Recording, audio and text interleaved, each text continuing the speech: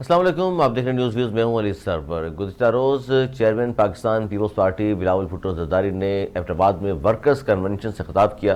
اور انہوں نے جو وہاں گفتگو کی اس میں بہت اہم باتیں ڈسکس ہوئیں۔ خاص طور پر انہوں نے یہ کہا کہ ملک کو نئی سیاسی قیادت کی فوری ضرورت ہے اور وہ لوگ جو چوتھی بار یا دوسری بار وزیر اعظم بننا چاہتے ہیں اور جن کی ایج اتنی زیادہ ہو چکی ہے، ان بابوں سے بہتر ہے کہ کسی نوجوان کو، اور اپنے بھی انہوں نے کہا کہ مجھے موقع دیں اور میں جو اس وقت مسائل کا سامنا ہے پاکستان کو وہ حل کرنے کی صلاحیت موجود ہے۔ اور وہ یہ بات حقیقت بھی ہے کہ پاکستان کو اس وقت نوجوان قیادت کی ضرورت ہے، کیونکہ پاکستان کی مردم شماری کے بعد آبادی جو کاؤنٹ کی گئی اس کے بعد 55% سے زائد نوجوانوں پر پاکستان مشتمل ہے۔ تو نوجوان قیادت ہوگی تو ظاہر ہے شاید بہتر انداز سے فیصلے بھی کر سکے گی اور سمجھ بھی سکے گی۔ لیکن یہ بات کہنا کہ جی بابوں کو گھر بٹھا دیا جائے تو یہ کس حد تک درست ہے؟ جو سینئر سیاستدان ہیں، کیا ان تمام سیاستدانوں کو اب گھر بیٹھ جانا چاہیے؟ اس پر بھی بات کریں گے۔ اور انہوں نے یہ بھی کہا کہ جی قوم سے وعدہ ہے مایوس نہیں کروں گا،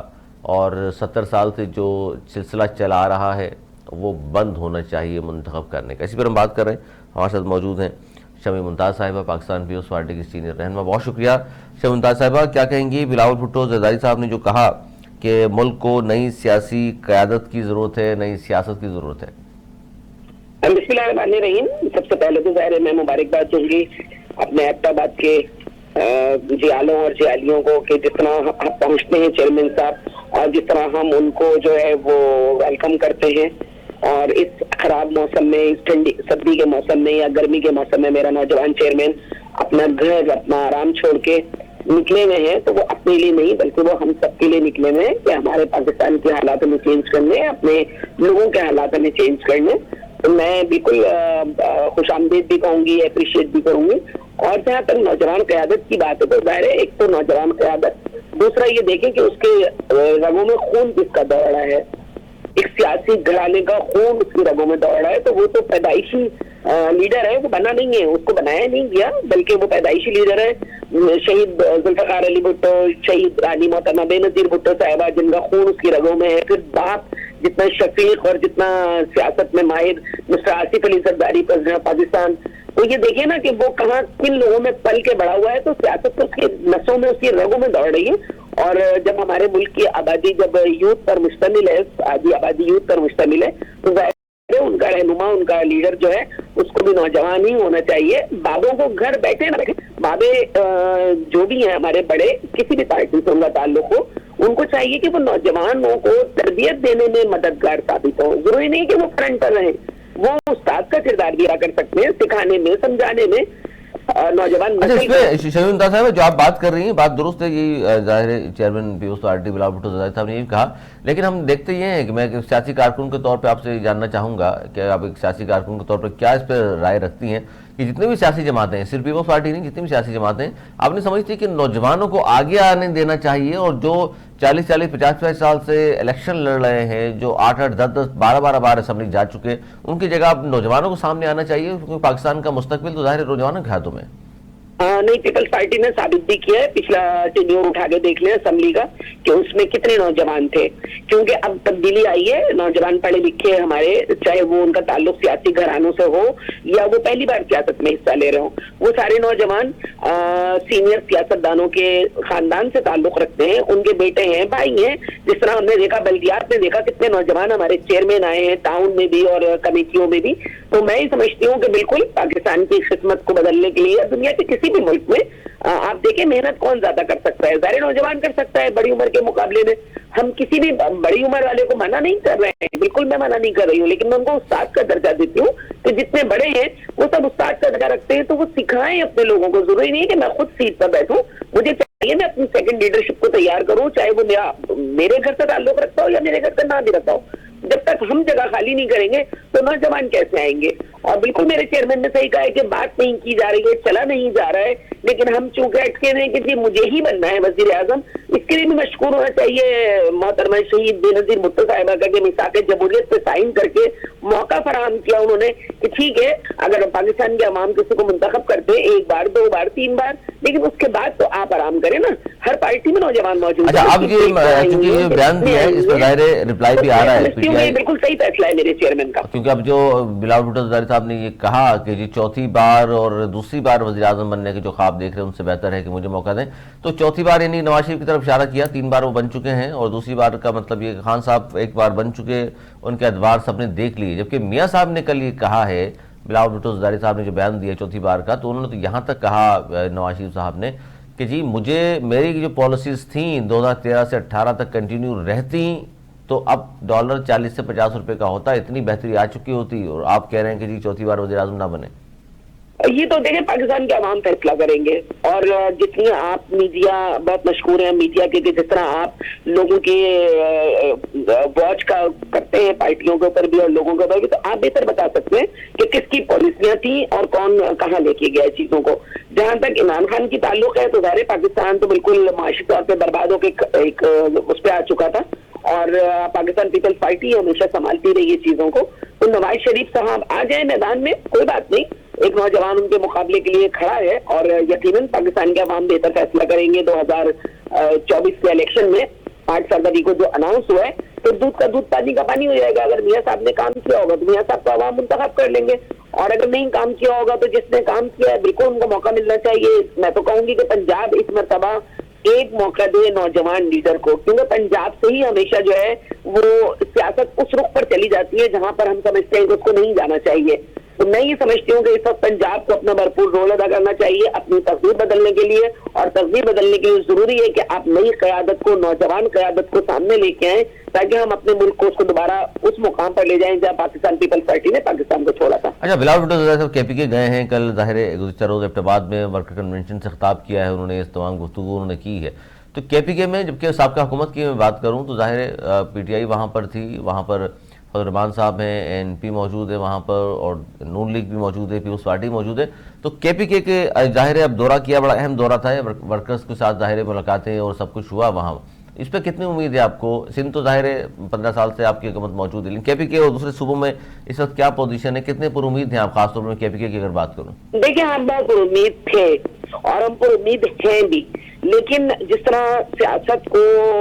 آپ نے فولڈ ہوتے ہوئے دیکھا ہے ابھی 3 دن 4 دن پہلے کہ بلوچستان نے کروٹ لی تھی بالکل نئے انداز میں کہ جی ہم نے بلوچستان کی قسمت بدل لی ہے، وہاں کے عوام کی قسمت بدل لی ہے، لیکن کیا ہوا اگلے 2 دن کے بعد؟ تو اگر یہی صورتحال باقی جگہوں پر بھی رکھی گئی تو میں سمجھتی ہوں کہ تقدیر بدلنے کی بات تو ہم نہیں کر سکتے نا، ہم تو پھر وہی لکیر کے فقیر ہیں کہ جہاں جس نے گاڑ ڈبے میں جا کے ہم نے ووٹ ڈال دیا، تو ہمیں اگر یہ نعرہ کس نے بھی لگایا تھا کہ ووٹ کو عزت دو، تو میں تو کہتی ہوں ووٹر کو عزت دو، اور ووٹر کو چاہیے کہ وہ نکلے گھر سے، ہم یہ نہ سوچیں کہ میرا ووٹ میرے نکلے بغیر بھی گل جائے گا۔ نہیں تو بلوچستان میں جو کچھ ہوا شرمتا صاحبہ، تو میں سمجھتی ہوں کہ ہمیں نکلنا چاہیے ووٹ ڈالنے کے لیے۔ نہیں تو بلوچستان میں جو کچھ ہوا، باپ پارٹی پوری کی پوری نون لیگ میں اور اس طرح بہت سارے لوگ شامل ہو گئے، تو یہی اگر کے پی کے میں کچھ طرح نظر آیا تو پھر آپ یہ تو بات نہیں ہوگی دوبارہ کہ لیول پلینگ فیلڈ نہیں، شاید کہیں سے اشارہ ہو رہا ہے اور کنگز پارٹی ہے نون لیگ۔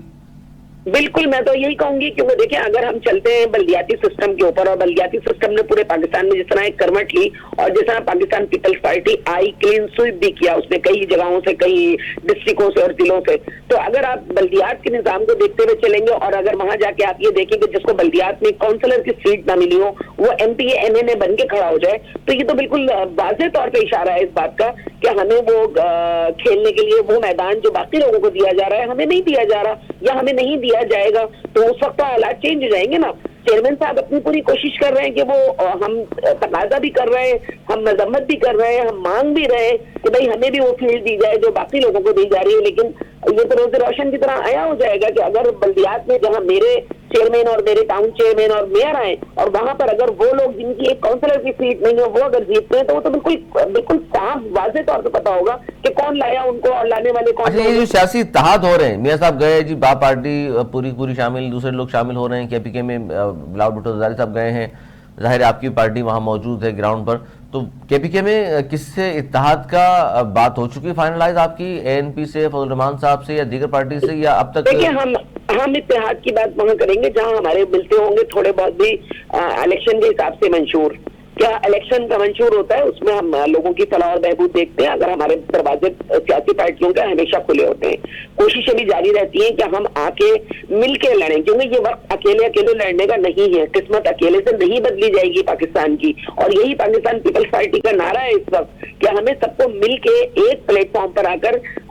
कोई इत्तेहाद बनाकर जो भी हमारा हम ख्याल उस वक्त बनता है इलेक्शन के जमाने के लिए और उस सूबे के लिए, उस सूबे के अवाम के लिए हम अगर कुछ कर सकते हैं। बाप पार्टी का बार बार आप जिक्र कर रहे हैं, आपको पता है बाप पार्टी कैसे बनी थी, रातों रात बनी थी। और बलूचिस्तान की बदकिस्मती ये रही है हमेशा से कि रातों रात लोग इधर से उधर और उधर से उधर हो जाते हैं। उसका भी आपको पता है कि वहां पर कौन है और कौन करने वाला है। तो इस तरह अगर रहा तो बलूचिस्तान जिस तरह पसमानदा है, इस तरह बलूचिस्तान की किस्मत कभी नहीं बदलेगी, क्योंकि जब लीडरशिप नहीं होगी तो किस्मत कौन बदलेगा। सुबह कोई लीडर अच्छा, इसमें नहीं, मैंने इसलिए सवाल पूछा आपसे लोगों की, शर्मिंदा साहब, इसलिए मैंने सवाल पूछा कि नून लीग जाहिर है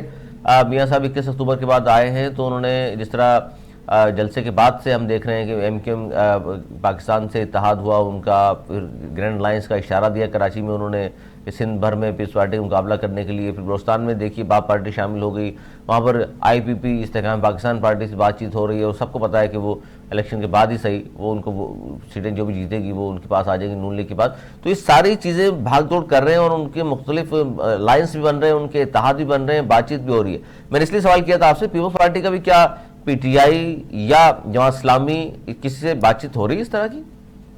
देखिए मैंने अभी क्या कहा आपसे कि सियासत में दरवाजे खुले होते हैं। अगर बातचीत हो रही होगी तो यकीनन कहीं हो रही होगी या होनी चाहिए, या ये तो चेयरमैन साहब का फैसला होगा और पार्टी पॉलिसी होगी क्या नहीं क्या करना है क्या नहीं करना। जहां तक आपने और पार्टियों की बात की, मैं ये समझती हूँ कि 2013 से लेकर 18 और 18 से लेकर 23 जिस तरह 10 साल पाकिस्तान की सियासत के गुजरे,